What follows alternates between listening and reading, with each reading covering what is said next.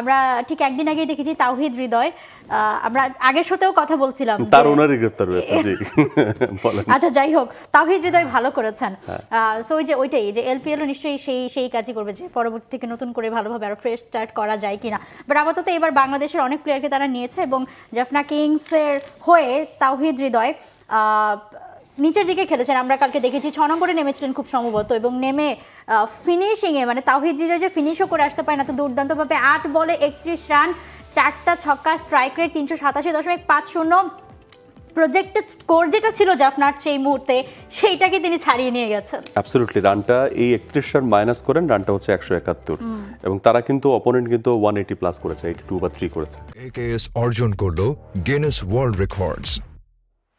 AKS তো তার এই নকটা যে কতটুকু মানে ইম্পর্টেন্ট এবং ইম্প্যাক্টফুল সেটা বোঝাই গেছে ম্যাচ শেষে, এবং সেই কারণে মানে গেম চেঞ্জার অ্যাওয়ার্ডটা তিনি পেয়েছেন।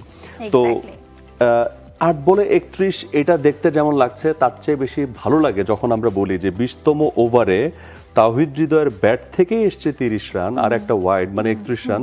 তার চেয়ে বড় কথা হচ্ছে প্রথম 3 বলে 3টা ছক্কার হ্যাট্রিক করেছেন তিনি, এবং তারপরে আবার একটা ডাবল, একটা ছক্কা, একটা 4।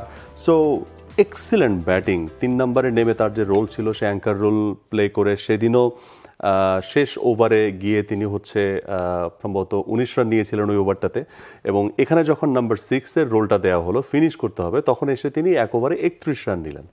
সো এই ফিনিশিং টাস্কে হৃদয় হঠাৎ করে এত ভালো হয়ে যাবেন এটা আমাদের কাছেও কিছুটা অপ্রত্যাশিত, বাট সেই সঙ্গে এটা পাওয়ার, এটা প্রাপ্তির। কারণ হৃদয় যদিও এখনো পর্যন্ত বিপিএল আর এলপিএল এর বাইরে কোনো প্রিমিয়ার লিগে যাননি, বাট এইরকম পারফরমেন্সের পরে যখন আপনি একটা টুর্নামেন্টের হাইয়েস্ট স্ট্রাইক রেট থাকবে আপনার, যখন আপনি 8 বলে 31 রান করবেন 387 স্ট্রাইক রেটে, আর একটা ম্যাচে আপনি 166 স্ট্রাইক রেট থাকবে, আপনি 227 স্ট্রাইক রেটে টুর্নামেন্ট মেনটেন করবেন। তো সেখান থেকে আপনি এক্সপেক্ট করতে পারেন সামনে আপনার জন্য বড় বড় লিগের দরজাগুলো যে কোনো মুহূর্তে খুলে যাবে, কারণ সেই ওনারগুলো কিন্তু দুনিয়া জোড়া যারা আসলে ফ্র্যাঞ্চাইজি গুলোর ওনার থাকেন তারা কিন্তু এসব লিগে চোখ রাখেন সাইলেন্টলি যে কোন খেলোয়াড় কোন রোলে খুব ভালো করছে। সো হৃদয়ের যে রোলটা দেওয়া হয়েছে নাম্বার 3-তেও তিনি যেমন করলেন, নাম্বার 6-এ এসে যা করলেন, so Hriday I think something good is waiting for you and that's not too far. খুব শীঘ্রই আমরা হয়তোবা দেখবো যে বড় কোনো লিগে আমাদের হৃদয় খেলছেন। একদমই তাই, কারণ যেভাবে তিনি মেনটেন করে চলেছেন। এবং দেখেন আরেকটা জিনিস দেখেন বাংলাদেশে সোশ্যাল মিডিয়াতে আমি কিছুটা দেখলাম যে আচ্ছা যে হৃদয় এত ভালো করার পর গতকাল থেকে আরেকটা বিষয় চলছে যে হ্যাঁ ওখানে গিয়েই পারছে, বাংলাদেশে আর কি পারে, দেশের হয়ে তো দেখি না লাল সবুজের জার্সিতে তো এত স্ট্রাইক রেটে খেলতে দেখি না বা এরকম কিছু। বাট নর্মালি টি-20তে কিন্তু তাওহিদ হৃদয় সার্ভ করে গেছেন কন্টিনিউসলি। আমরা যখন দেখেছি যে অন্যান্য ব্যাটাররা যেখানে ফেল করেছেন সেখানে কিন্তু তাওহিদ হৃদয় মোটামুটি কনসিস্টেন্ট থেকেছেন। ওয়ানডে তার হয়তো বা কিছু ইনিংস নিয়ে কথা হতে পারে, এক্স্যাক্টলি। এবং সবচেয়ে বড় কথা ওইটাই মানে 2 বলে 1 রান নিয়ে মনে হয় 20 ওভারটা শুরু করলেন তখন তিনি। তারপরে মানে ওই যে আনডাউটেডলি 20 ওভারের ঠিক আগেও ওই প্রজেক্টের স্কোরটা দেখা ছিল জাফনার 183 অর 190 প্লাস সামথিং এরকম দেখা ছিল, 193 হয়তো বা।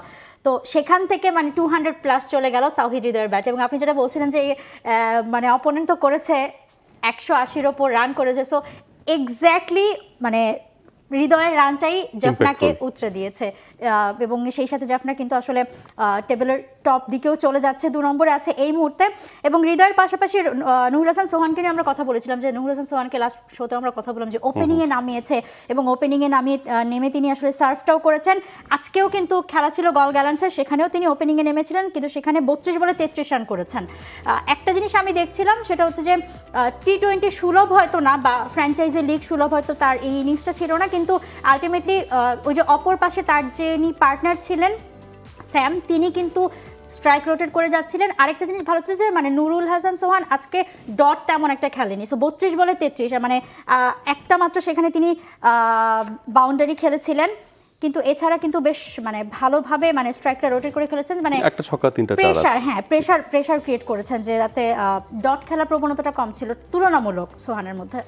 এই প্রান্ত থেকে কমেন্ট করাটা মুশকিল, কারণ হচ্ছে টিম ম্যানেজমেন্টের অনেক সময় ডিসিশন থাকে, মানে কাউকে অ্যাঙ্কার রোল দেওয়া হয় যে তুমি আজকে স্টে করবা, আজকে তুমি গিয়ে হচ্ছে যে বোলারের উপর চড়াও হবে না, you have to stay on the wicket, and from the other hand মানে অন্য প্লেয়াররা হচ্ছে যে, তো এই রোলে আজকে সোহান ছিলেন কিনা এটা টিম ম্যানেজমেন্টের ডিসিশন থাকতে পারে। অনেক কিছুই মাঠের বাইরে থেকে কমেন্ট করাটা মুশকিল, but so far Sohan 137 strike rate প্রথম ম্যাচে 13 বল থেকে 29 করেছিলেন, আর এই ম্যাচে 32 বল থেকে 33। সো আই থিঙ্ক তাকে ওই অ্যাঙ্কার রোলটাই আজকে হয়তো বা দেওয়া হয়েছিল, সেই কারণে কিছুটা মানে নীরবে এগিয়েছেন আর কি।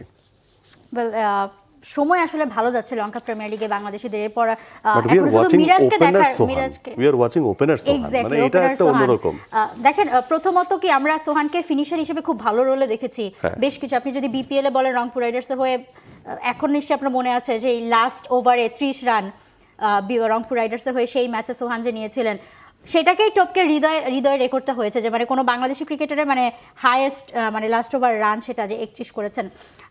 সো মানে সেখান থেকে তারপর আবার ক্যাপ্টেন সোহান রংপুর রাইডার্সের হয়ে ক্যাপ্টেন্সিও করেছেন, সেই ক্যাপ্টেন সোহানও কিন্তু বেশ ভালো মানে অ্যাঙ্কার রোল সেখানে প্লে করেছেন। এরবার আসলে ওপেনার সোহানকে আমরা দেখতে পাচ্ছি, অনেক কিছুই দেখা যাচ্ছে। এখন ওই যে বলছিলাম যে শুধুমাত্র এখন মিরাজকে দেখার পালা যে একটু ছন্দে যদি ফেরে আসলে। For more updates, subscribe to our YouTube channel and click on the bell icon. Follow us on Facebook and Instagram. Download T-Sports app to enjoy exciting games and highlights. Visit tsports.com.